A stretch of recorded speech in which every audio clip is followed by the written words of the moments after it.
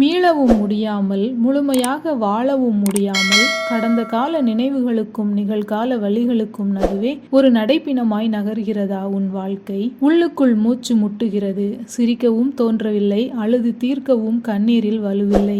எதற்காக வாழ்கிறோம் என்ற கேள்விகளுக்கு விடை தெரியாமல் வெறுமையின் உச்சத்தில் தவிக்கிறாயா?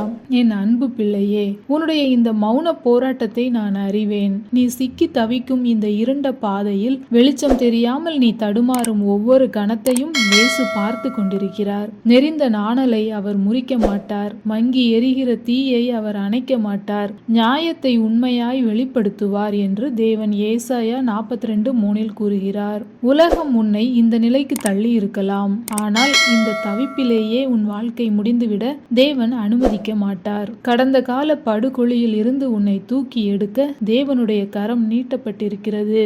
செத்துப்போன உன் ஆசைகளுக்கும் கனவுகளுக்கும் மீண்டும் உயிரூட்ட அவரால் முடியும். இன்று உனக்கு சுமையாக தோன்றும் இந்த வாழ்க்கை நாளை தேவனுடைய கிருபையால் ஒரு சாட்சியாக மாறும். உங்களுக்கு பிரயோஜனம் உண்டாகும்படி நான் உங்களுக்கு போதித்து நீங்கள் நடக்க வேண்டிய வழியிலே உங்களை நடத்துகிற உங்கள் தேவனாகிய கர்த்தர் நானே என்று ஏசாயா 48:17 தேவன் கூறுகிறார். நீயாக மீள முயற்சி செய்து சோர்ந்து போகாதே.